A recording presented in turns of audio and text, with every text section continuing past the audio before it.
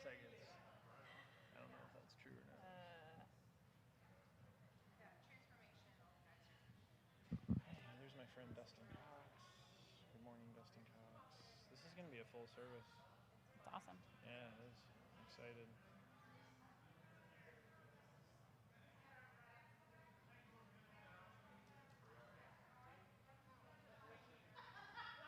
One sec. Live on YouTube. Live on YouTube. Is that different? I don't know. We're doing our media banter. Look at those cool youth camp pictures. Those are amazing. You're my hero. And like that one. Yeah. Hot tub. Yeah. Hot tub pics. All right, I see a 9:16 on my computer.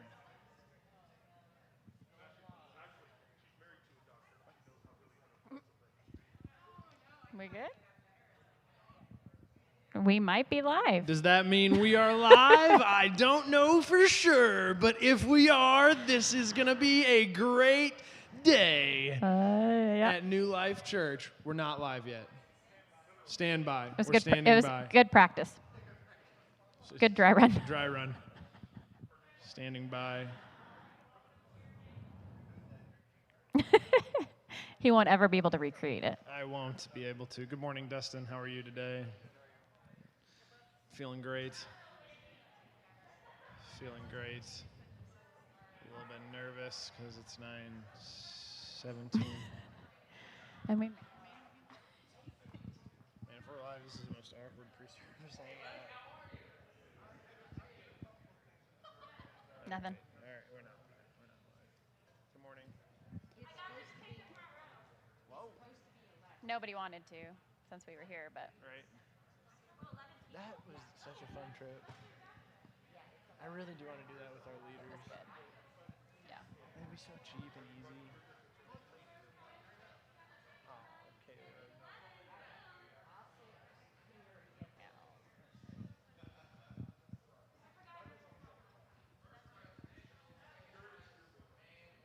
I don't think we're live. In case anyone was wondering. Doesn't look like anyone was wondering. Good. Good. On Facebook. Well, not good. Well, here, let me just fire Facebook up for you. Here, let's just do it live from here. My camera doesn't even work. Oh, good. Stop loading this page. Are we connected to internet? This is the most nerve-wracking. Dear God.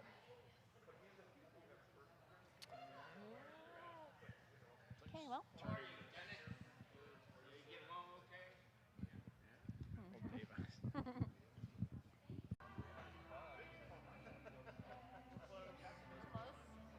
Close. We're close. We're close. See what's gonna happen. The energy has dwindled a little. We're gonna like flip a switch and then we're gonna be live and we're gonna be like, and it's gonna be awkward.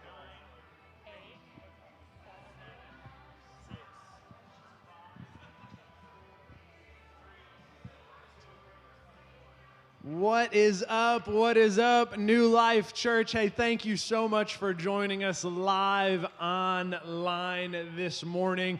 Huge shout out to our online community. If you are unable to be present with us in person here physically in our building, we just want to thank you so much for joining us online.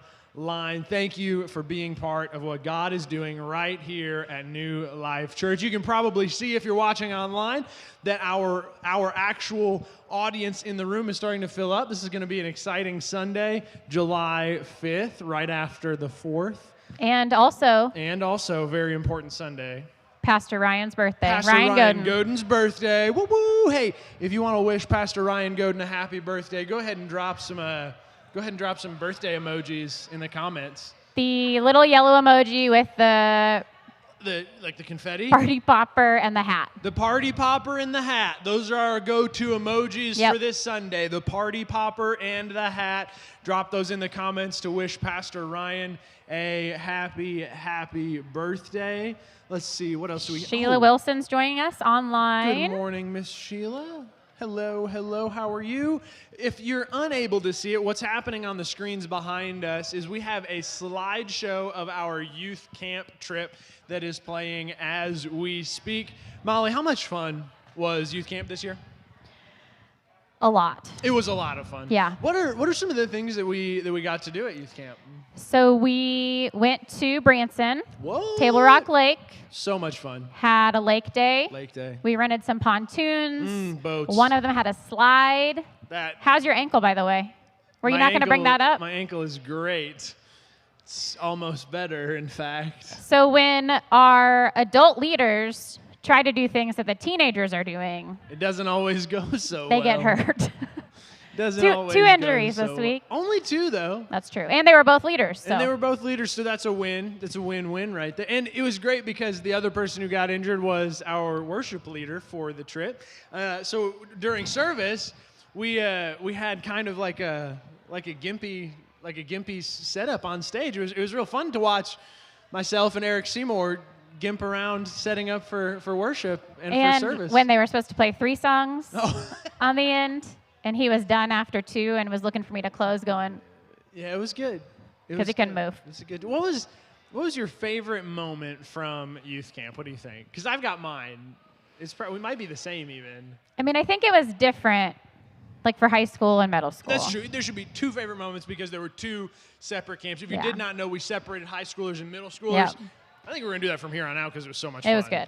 I So think much for fun. me, high school, I got to give a shout out to my seniors Seniors, huge shout out. because this was like our last little hurrah with all of our seniors. The So it was good to last hang out hurrah. with them. That's right. It was good. But the cliff jumping was pretty fun. Cliff jumping was amazing. So for me, I had 2. So one was climbing the top of the bluff with a few of our students. Instead of jumping off the cliff, instead of swimming in the lake, we were like, no, let's go do some man stuff. So we scurried up the side of the hill and then Probably looked really manly too we looked when for, you were we doing looked it. for deer sign in the woods in our Oh. bare feet. It was cool. It was Sounds really cool. stuff.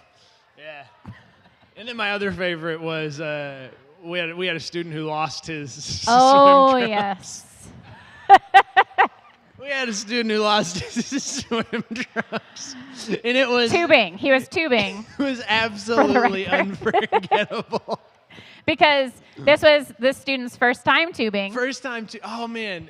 So He'd never been on a tube before at all. the change of expression from pure joy to pure terror Pure terror. in just a quick moment. like a snap. And it was just instant. That was so much fun. Shout out to Chelsea for lending him her shorts. Shout out to Chelsea. Thank you so much. I wish we had a picture. We'll probably put that picture in the slideshow at some point. At the very end. I'm not for. Hey, but youth camp was amazing, and simultaneously, as youth camp was happening, we had summer block party going on right back here at home at New Life Church. Summer block party was amazing. I actually got to come to one night, and I saw this cool ice cream truck that I got to stop by. And I got to play with all these students in these cool water games. And there's some incredible puppet shows. Summer block party was an ultimate party this year. It's always awesome. I love it. Always so a good much. time. I love it so much. Hey, so that's all stuff that has already happened. But looking to next week, Molly, what's the number one thing that we can remind people to do next week? Well, one, come to church. That's good. That's But in order important. to come to church, you have to register. Register for services. So you might have noticed that there's no names on the backs of seats or on tables. So we're going to try to get away with not assigning seats, but instead just seating people as they make their way into service. And important, today important. we only have 2 services. 2 services. But next week, how many are we going to have? 3. 3 services. That is correct. 3 services next week. Don't forget to register for one of those 3 services. Also, Yep. Today is the last day to sign up for the kayak raffle or to buy a kayak raffle ticket. It's an awesome kayak. Oh, they moved it. I was hoping they were having it out on the stage again. To sit in. Yeah, so I could sit in for the pre-service hang. Yep. No kayak on the stage, but that's okay. Don't forget, kayak raffle last day to pay for your raffle ticket. Oh, there's the kayak raffle. I love it. Look at that. So much fun on those kayaks. Molly, are we missing anything else? I think we've almost got it covered. Let's see. We wished Pastor Ryan Goeden a happy birthday. Yep. Where's Pastor Ryan? He's probably outside greeting our guests. Happy birthday, Pastor Ryan Goeden. And lots of other birthdays. So we let's got just some- throw another happy birthday out there for all the birthdays. Because I know of 4 here. Because there's a lot of birthdays on true. July 5th. So if you're hearing this and it's your birthday, that message is for you. Happy birthday. Happy birthday. We've got some more comments coming in. Good morning, Miss Elaine. Happy birthday from Miss Sheila. Martha's joining us. Good morning, Miss Martha. I love it. Hey, don't forget, drop either the party hat or the party popper in the emojis in the comments to wish Pastor Ryan Goeden a happy birthday. We've only got a few more minutes before service gets fired up here, so we want to remind you of a couple of things. Like we said, don't forget to register. And then, Molly, how in the world can people who are online give? How can they be part of what God's doing here at New Life? They can donate online. Give online. Giving.nlspringfield.com. Giving.nlspringfield.com. Or you can text to give. Text to give. What's the number? 84321. Text 84321. With whatever amount you want to give. That's right. Complete that on your phone. That's Easy right. peasy. Super easy. And then for everybody who's gathered with us here in person in the room, we also have a giving receptacle set up in the middle of our main lobby where you are able to give, where you're able to be part of what God is doing right here at New Life Church. I think that does it for all of our announcements, all of our fun youth camp and summer block party stories. So with that, enjoy service. Bye.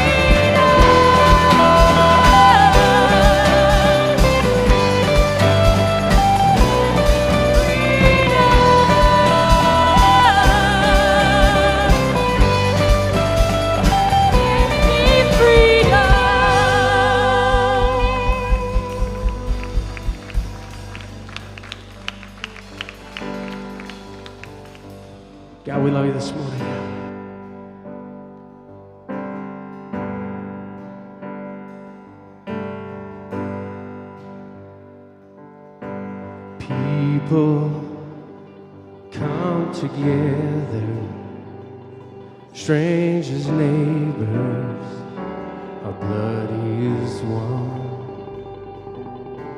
Children of generations, of every nation, kingdom come. So don't let your heart be troubled.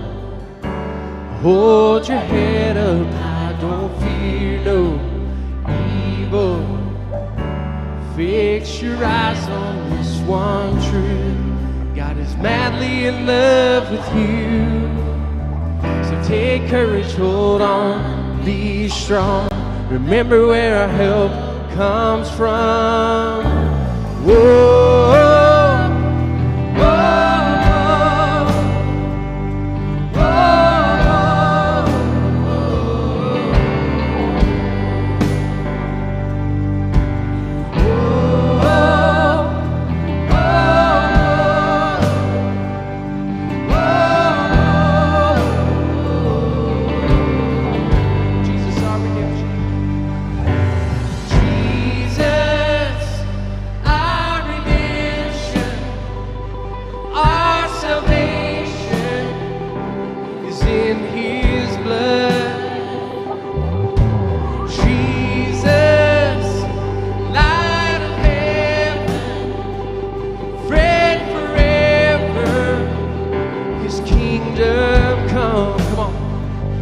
Don't let your heart be troubled.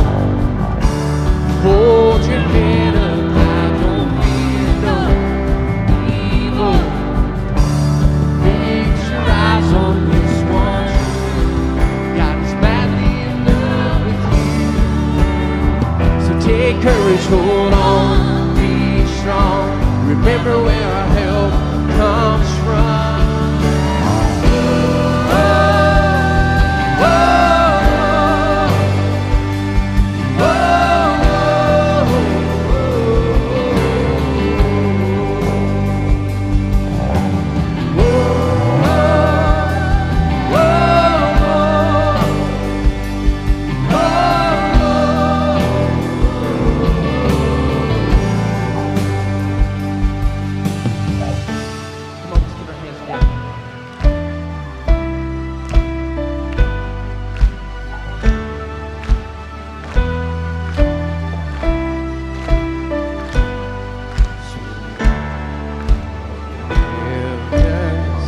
Let the praise go up as the waters come down.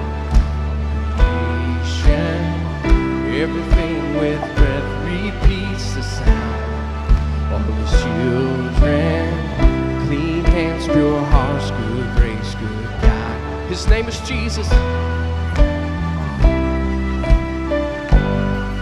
Sweet and wide, oh you heaven, let the praise go up as the walls come down. All creation, everything with breath repeats the sound. All these children, clean hands, pure hearts, good grace, good God. His name is Jesus. Come on, let's sing Sweet Wide this morning. Sweet Wide, oh you heaven, let the praise go up as the walls come down. All creation, everything with breath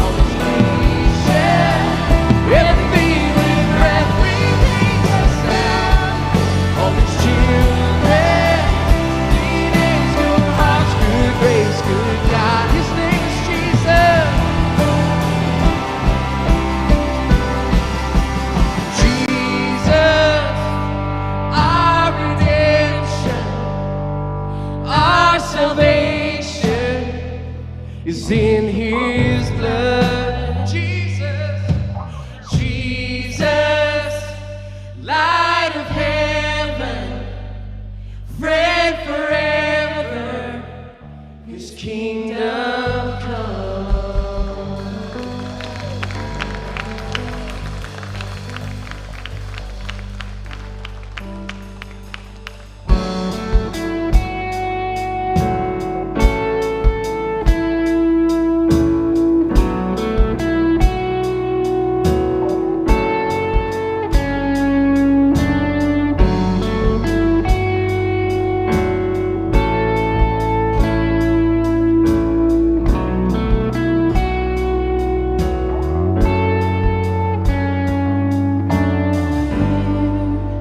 As we wait, seek your face. Come and make your throne upon our praise. Here in this place, have your way. The moment that we see you, we are changed.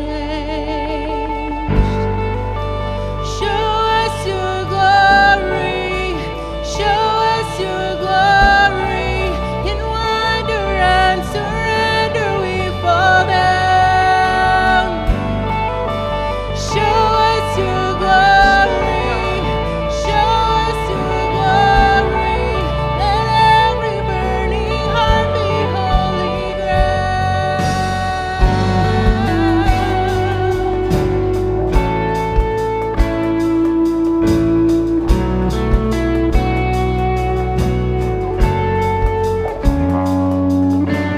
Here, not by power, not by might, but only by the cross we come alive.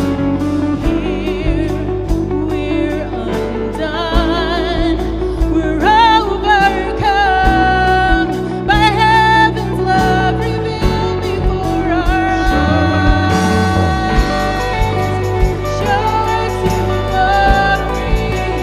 Show us your glory. In wonder and surrender we fall down. Show us your glory. Show us your glory. Let every burning heart be holy ground. Show us your glory. Show us your glory. In wonder and surrender we fall down. Show us your glory. Show us your glory. Let every burning heart be holy ground.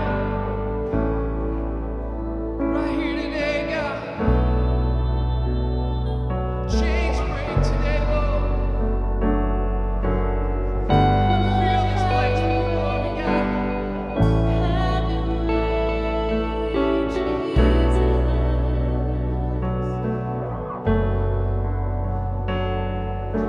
Chains fall, fear bow here now.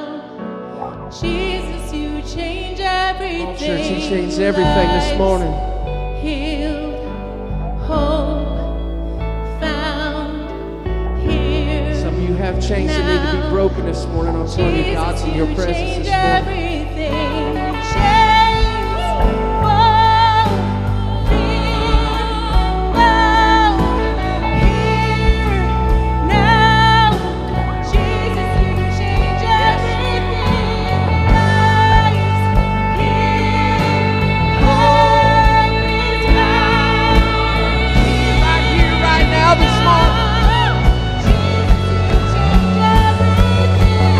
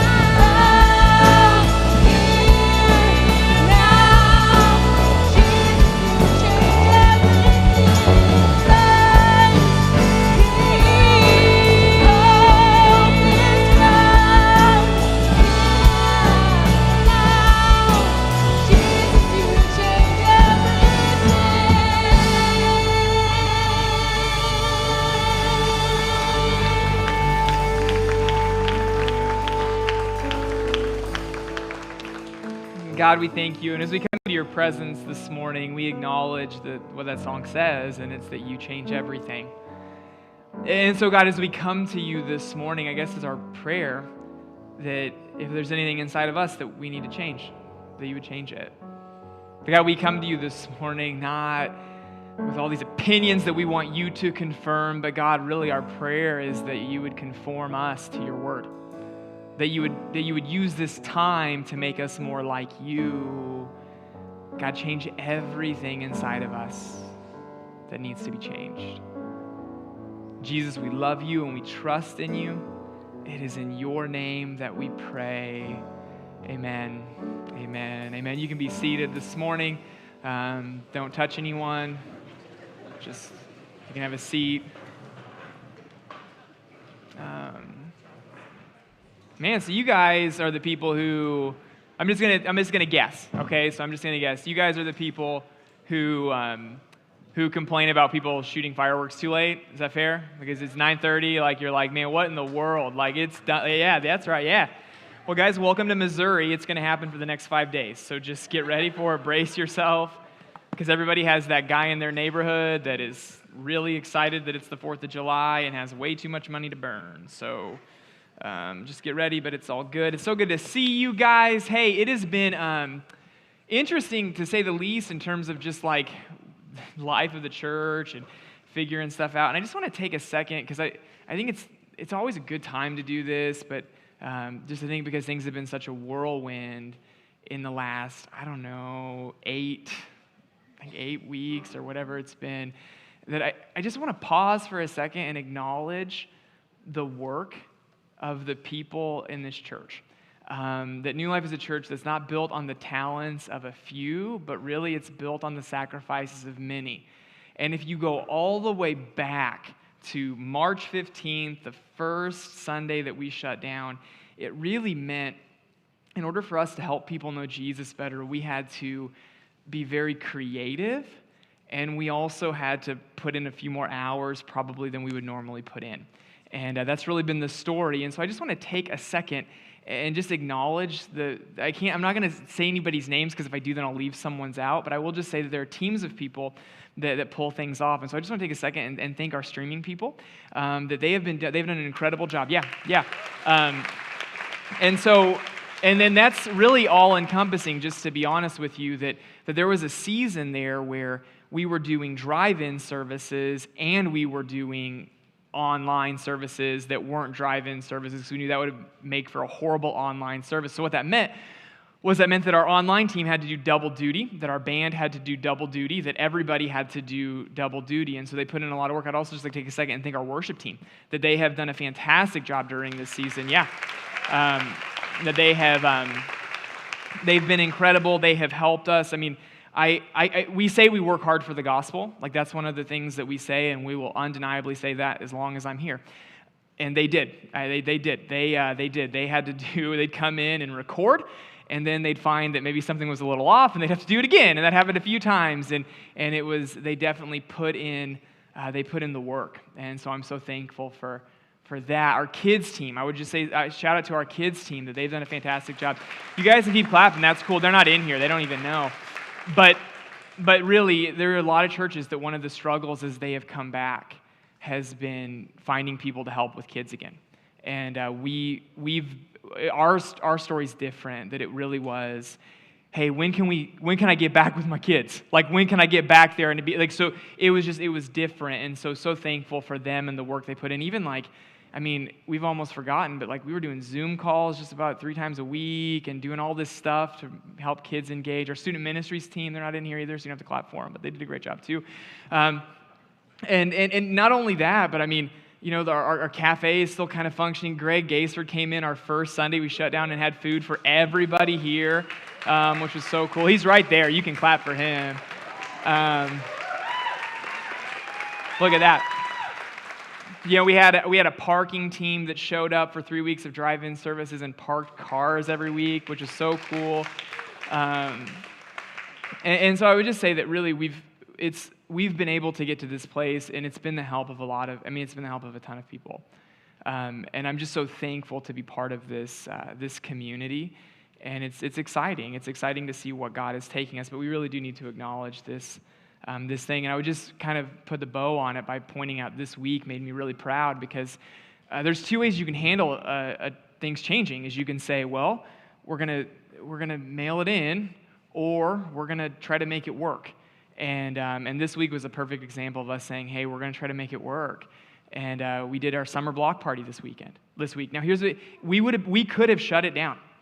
Like, we absolutely been perfectly justified in saying, hey, we're not going to do it this year, because we had to change a lot of things about how we did it. We had to do it all outside. But we said, no, we're going to make it work, because we care about kids knowing Jesus better, and this is what's going to take to do it, so we're just going to go ahead and do it. I'm so proud of the team to pull that off.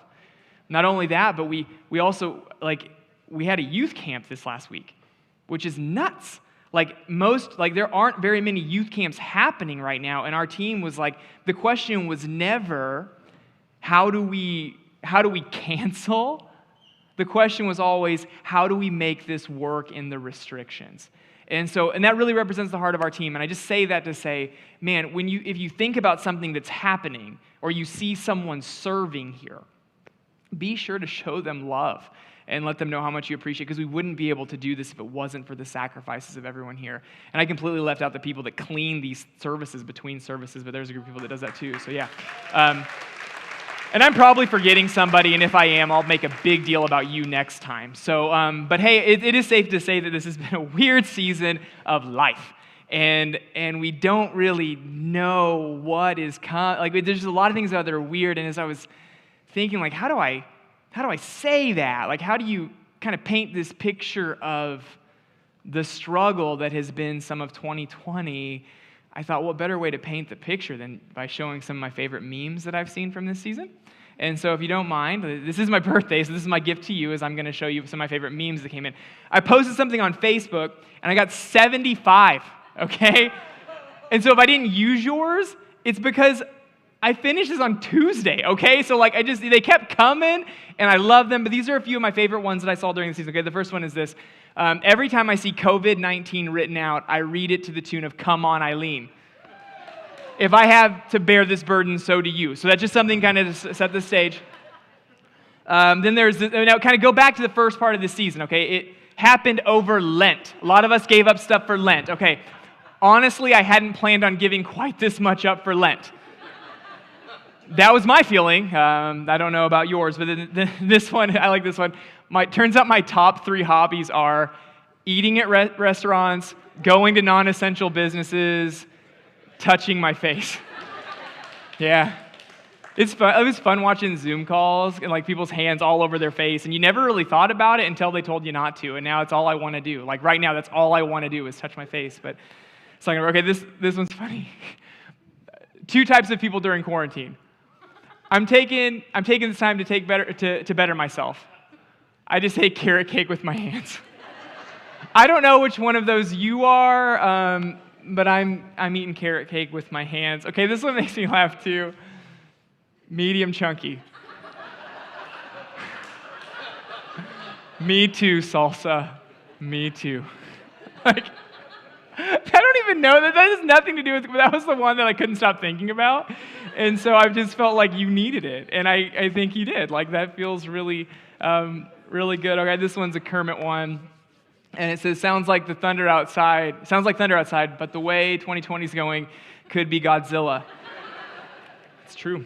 It really could be, but we don't know. All right. And this last one is really hard to read, so I'm going to get a little bit closer to it. So it's the weather thing, and it says, this is the closest I can get. I always wondered what it would be like to live during the Civil War, Spanish flu, Great Depression, Civil Rights Movement, Watergate Dust Bowl, and once something about, I can't even read it. It's something about the plagues. It's really good, and it's just talking about how hard things have been. I can't read that one. I should have checked that one beforehand. I didn't, but it's my birthday, so you just got to forgive me. But here's what all these illustrate, okay? You can look at it. It's in the bathroom in the men's room. Ladies, just ask before you go in. But here's what these illustrate, okay? Here's what these plagues, the 2020 is illustrating, is that if we were to be really honest, 2020 has been hard. And a lot of people process it like challenges with laughter. But if we were to just, it wasn't what we expected. That there's a lot of things that it's just, we're going to remember this year, and though we've got some good memes maybe out of the deal, the truth is, the things that we're going to remember, it's probably going to be more pain. And the hardest part as we go ahead and go forward is that we really don't know what the next few months are going to look like. We don't. I think that's what makes this season so particularly difficult. Because in this season, there are a lot of unanswered questions. You don't know if you're going to homeschool your kids this fall. We don't know. Some of you are like, I ain't, but you don't know. You don't. This is so petty and so small, but I don't really we don't know if there's going to be a football season. We have no idea. I'll be honest with you. What made me the saddest during this whole thing was I read this article in Sports Illustrated by Peter Enns talking about how they didn't think football was going to happen. And you can laugh at me all you want.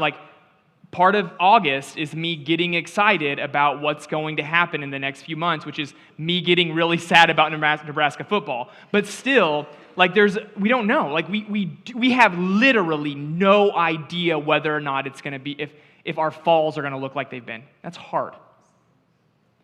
Even this part, here we are, it's July 5th. We have zero idea about whether or not we're going to shut down again. And really depends on who you talk to. They're going to tell you yes or no. And so as you look ahead and as you project into what is next, it's hard. There's a lot of questions. There's a lot of things that we're just I don't know. And so as I was about a couple weeks ago, I was sitting there just reading the Psalms before I went to bed. And I came across Psalm 123. And I screenshot it on my phone because I was like, this is exactly what we're feeling right now. And I just want to read it to you. And here's what we'll know is there's so many things in this season that we can't know for sure. But what this psalm shows is it shows us what we can know about God. And at the end of the day, there's always going to be uncertainty, but Jesus Christ is the same yesterday, today, and forever. So this is true then, it's also true now, and it'll bring us hope in the midst of uncertainty. But this is Psalm 123, and you can feel 2020 all over this. He says, "To you I lift up my eyes, O you who are enthroned in the heavens.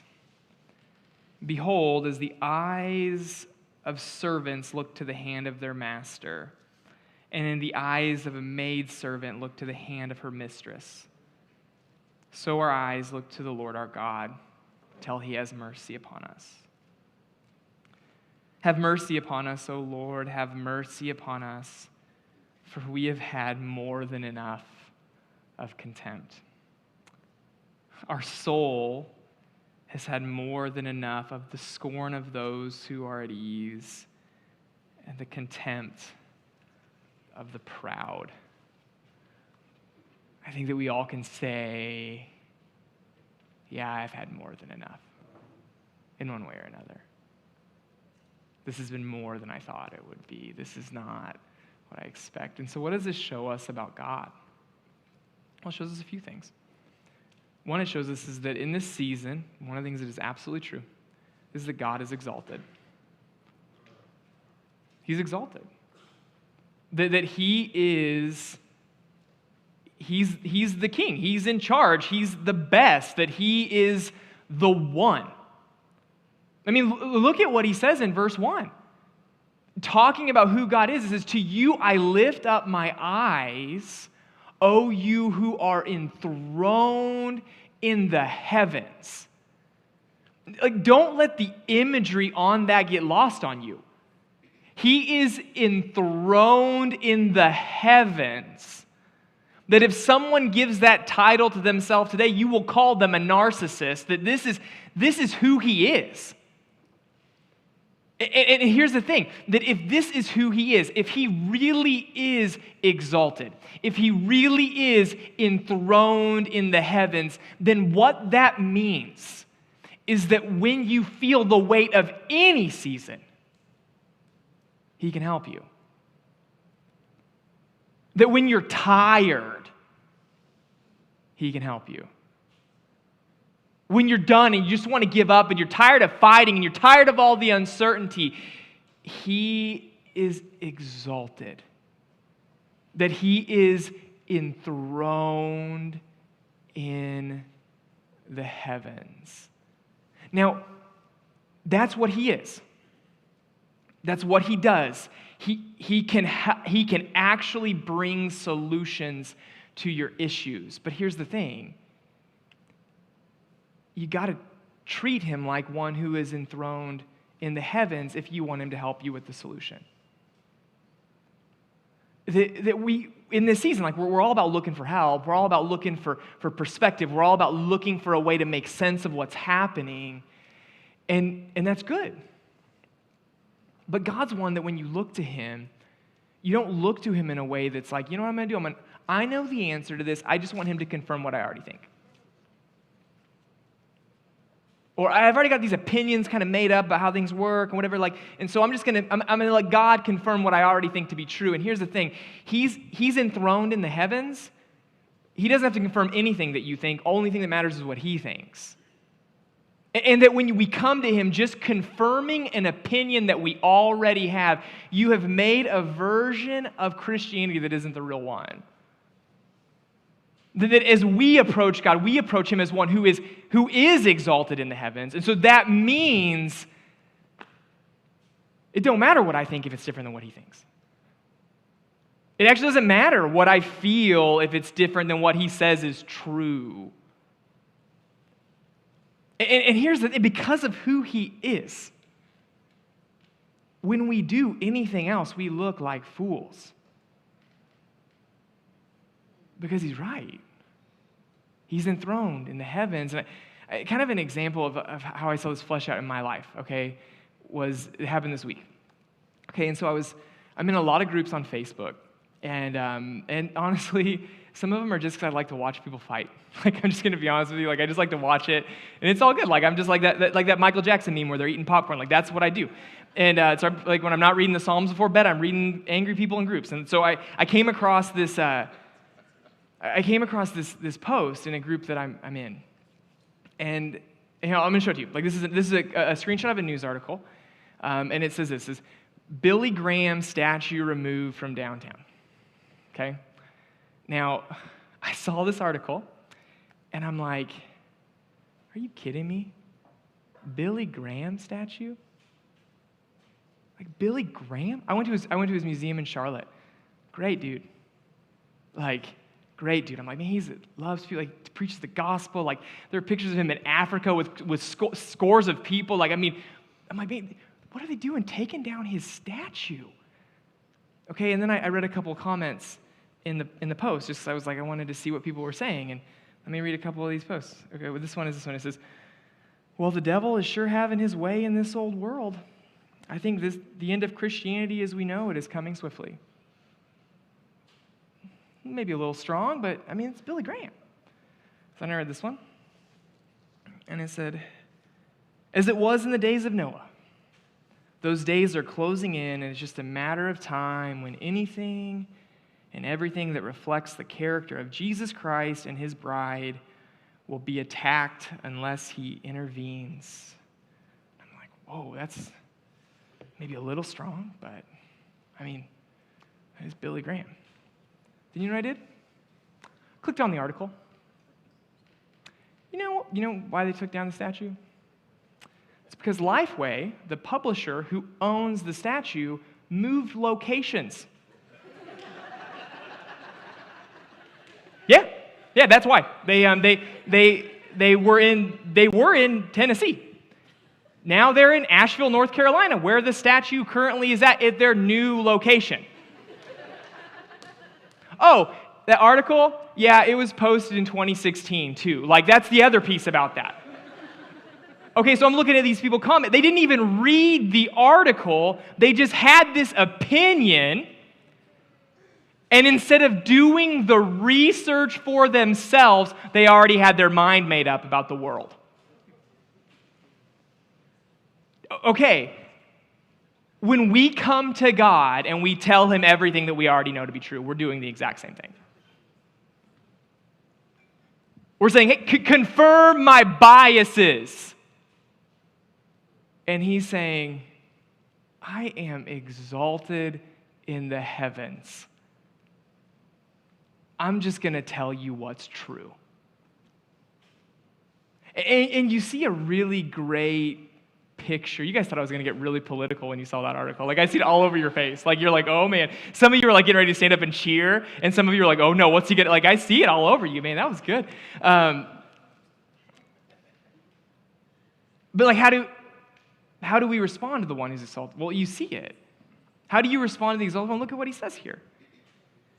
Behold, as the eyes of the servants look to the hand of their master, as the eyes of a maidservant looks to the hand of her mistress, so our eyes look to the Lord, our God. That this is a picture of how you respond to the one who is exalted in the heavens. You don't come to him and tell him what you think is true. You come to him and you go wherever he tells you to go. That the picture of the hand is one where it's like, okay, he makes the gesture to go that way, you go that way. He makes the gesture to do this thing, then you do that thing. But if he asks you to jump, you say, how high? That is the picture. The picture is that God will speak, he will direct, but you've got to be willing to do what he says. And when you come to God, just telling him everything that you've already figured out to be true, well, that's not how you're approaching him. Then you're just kind of approaching him, trying to direct him in that way. We're living in a time where, don't we want to hear his voice? Like, don't we want to know what he says? Don't you want to know kind of what his thoughts are on things? And I think some of us are there. But as we're there, we're having a hard time because we feel like it's just been a lot of silence. Like, maybe you're like, man, I wish he would direct me. Like, I wish he would tell me. I wish he would point. I'll go. And if that's your heart, but you haven't experienced that recently, then I would challenge you to maybe evaluate two things. Like, if you're not hearing his voice, well, are you giving him the time?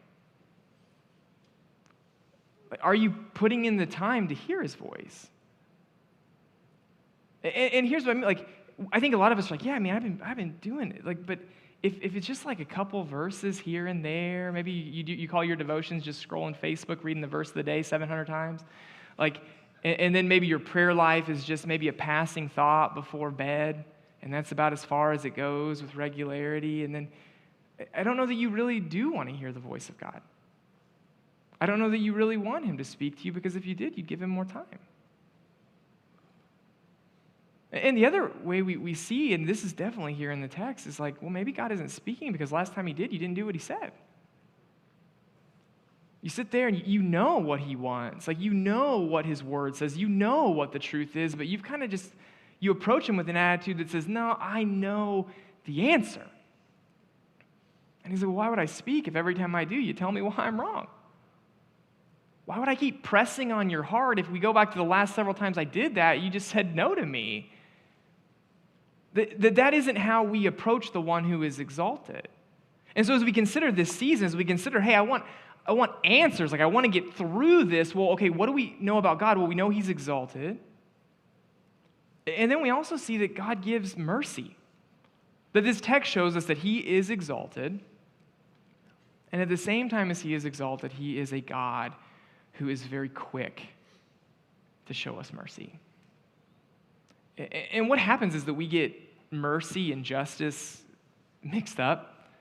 We treat them like they're one and the same. That justice is getting what someone deserves. You do a crime, you pay for it, that's justice. That you you want a service, you pay for it. That's justice. That's getting what you deserve.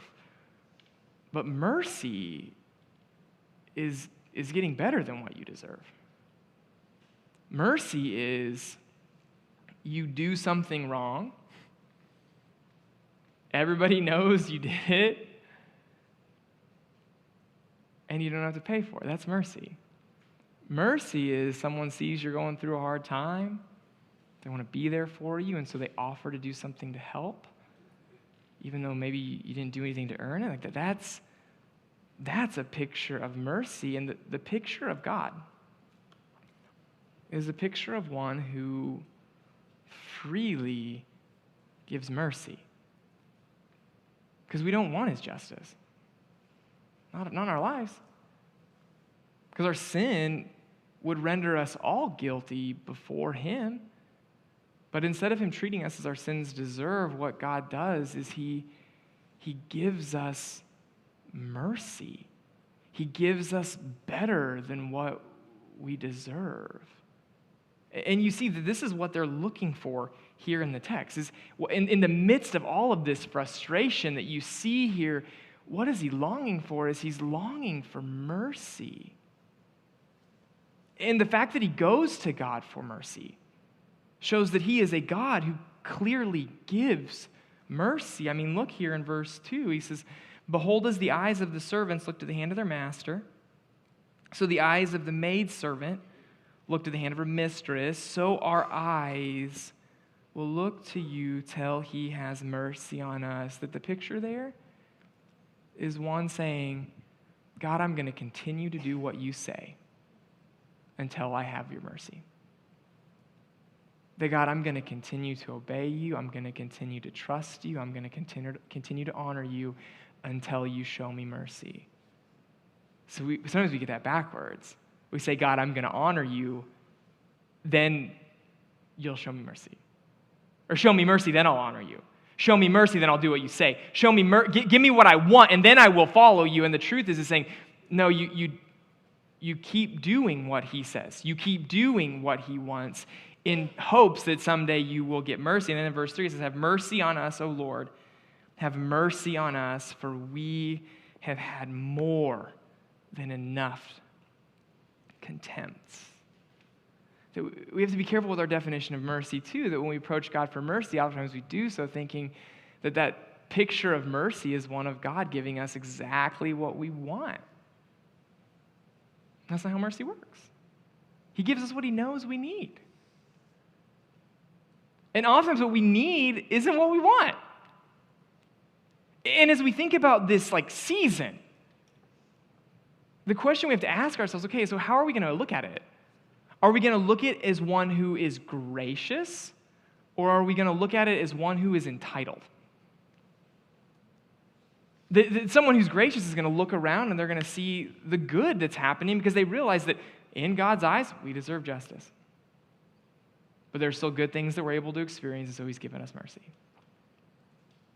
That a merciful person or a grateful heart who's aware of God's mercy is going to look at this and they're going to see the positives that came in this season.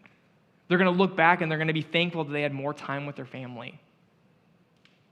They're going to look back and they're going to say, it's really good that I still have a job right now.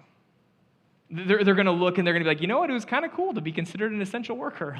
There's going to be, that's how they're going to approach this season. And even as we look back at kind of getting back to, I'm going to put normal in quotes, they're going to be thankful for the normalcy that they're able to enjoy. I remember it was the middle of April. We'd been in quarantine. We'd been in lockdown for about a month.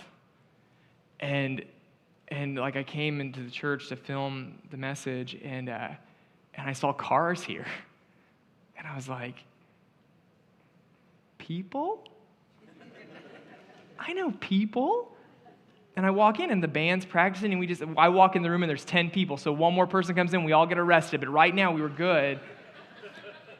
And it was so just refreshing to be able to be around people. There's people I used to see every week that I took for granted. I'm like, man, at least I get 5 minutes with you before I go back and preach to a camera. Like, it was nice. Remember like what we used to do in the grocery store when we saw someone we knew? Like, we'd hide behind that aisle and hope they passed. And you can look at me judgmentally like you don't do that, but let's be honest, we all do.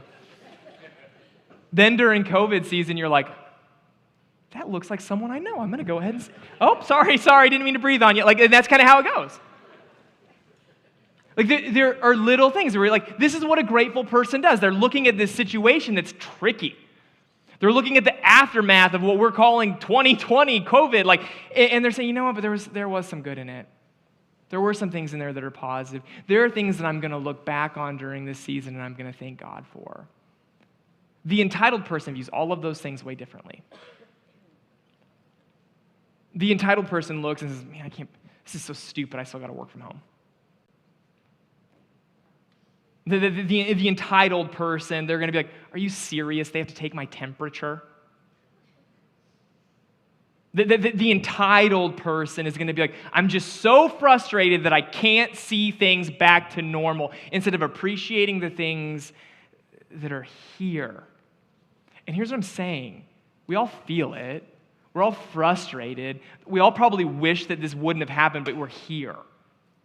We get to choose how we think about it.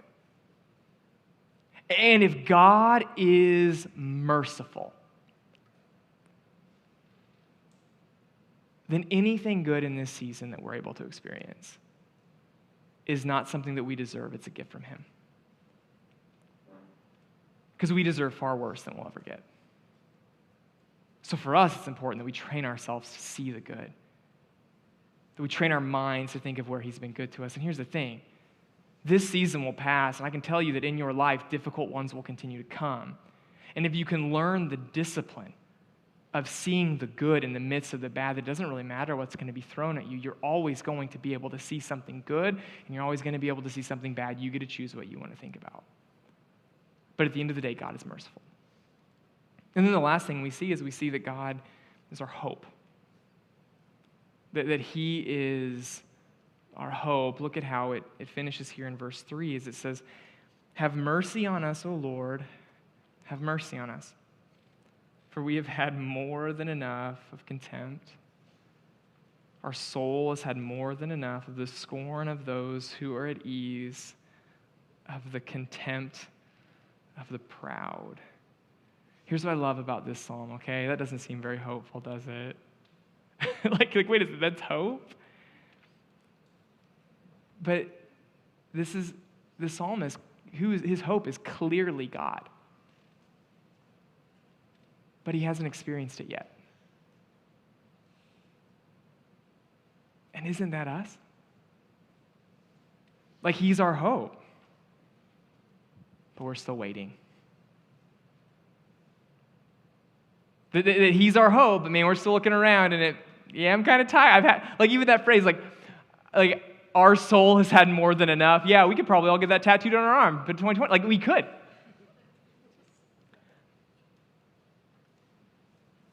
But God is still the hope. That even in the midst of this season where maybe we're like, there are good things that can come out of it. There is a deliverance that is coming, but hear me, it's not when this is over. The deliverance that's coming that we want is when we're with Him forever in heaven. And even as we say that God's our hope, like, we've got to realize that, like, some of the frustration and the angst that we're feeling right now in the western part of the world is nothing compared to what people are feeling on the other side of the world. I had a conversation with someone this week that because of the COVID shutdowns, the growing season has been completely thrown off, and they are anticipating that double the amount of people who were going to die from starvation are going to die this year because the growing seasons have been thrown off. So something that's already horrendous, that 21,000 people a day die from starvation. That because of COVID now that they're thinking that number is going to be 42,000 a year. Like, thank God that's not what we're facing. That's not our struggle. That we're able to at least have some funny memes. They don't care about memes. They just want something to eat. And so for us, as our posture, as we pivot into whatever next is, let's go into it realizing where hope really is. And even some of the beauty of this psalm is that it's left unanswered.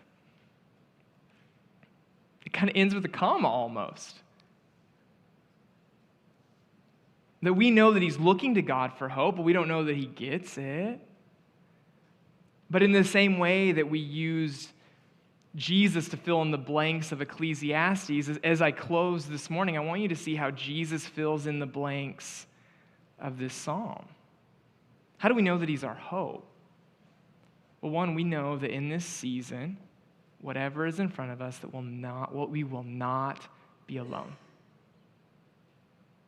That before Jesus went to heaven, in Matthew 28, he says this, he says, "Behold, I am with you always, to the very end of the age." So if you're here and your trust is in Jesus, your faith is in Jesus, here's what you know, you're not alone. He's with you always.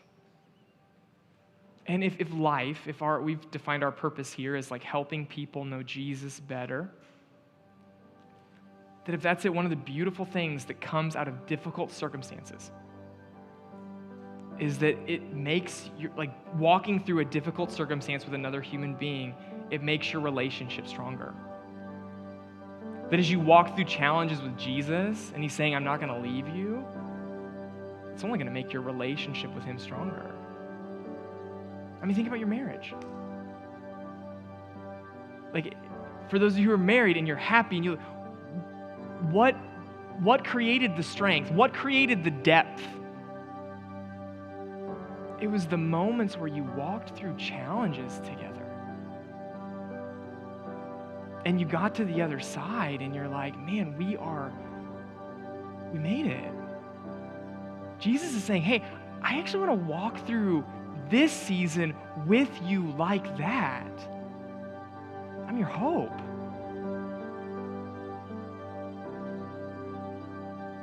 And then he says this. He says, I'm going to be with you, but he never promises it to be easy. And he says this. He says, "I have said these things to you, that in me you may have peace." He's like, "I'll give you peace." He says, "In the world, you will have tribulation." So like, none of us should be surprised. The hard things, like he's like, this is what's going to happen. Like, in the world, you will have tribulation, but take heart. I have overcome the world. He wants to give you hope. As you're here and as we're thinking ahead, and I think that we're all in this together, right? Are you afraid a little bit? Is your heart a little heavy? Mine is.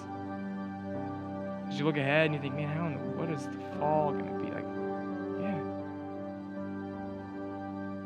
Can we just rest in Jesus where he says, in this world, you'll have tribulation. But take heart. I've overcome it. And really, we don't need to hope in anything else. Nothing else is a guarantee. There's nothing else that we can know for sure, but we can take that to the bank so long as our faith is in him. Would you pray with me this morning? Heavenly Father, I come to you and I am thankful that I can trust you. I am thankful that though in this world we have trouble, God, that in you we have one who overcame it all. And so, Father, I just pray that you would give us hope. I pray for my friends this morning that if they're looking anywhere else for hope, Jesus, they would realize that's not a good place to look, but they can find it in you. I pray for those who are scared and maybe uncertain and they kind of feel the weight of the world. God, would you, in your grace, this moment. Let them know that you're with them. God, there might be people in this room who don't know you, Jesus, and I just pray that they would know what's available to them in the cross. And that, God, that they would fully put their hope and fully put their trust in you. That means they would confess their sins. They would ask you to forgive them, that they would put their hope in the fact that you died for them and you rose from the grave, and that, God, in doing that they will do the same. Jesus, would you help us to rest in that? We love you and we trust you. It's in your name we pray. Amen. Amen. Love you guys.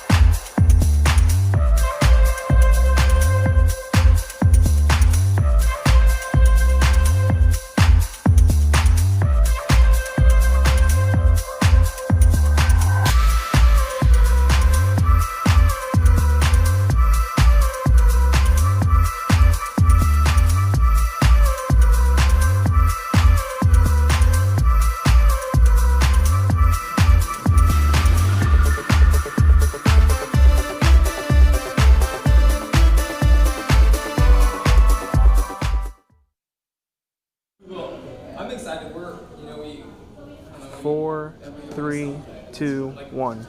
Hey, so as you guys were able to see, Summer Block Party was so good. Even if you weren't able to be here in person, Summer Block Party was awesome. And like we talked about this morning, youth camp was a pretty good time as well.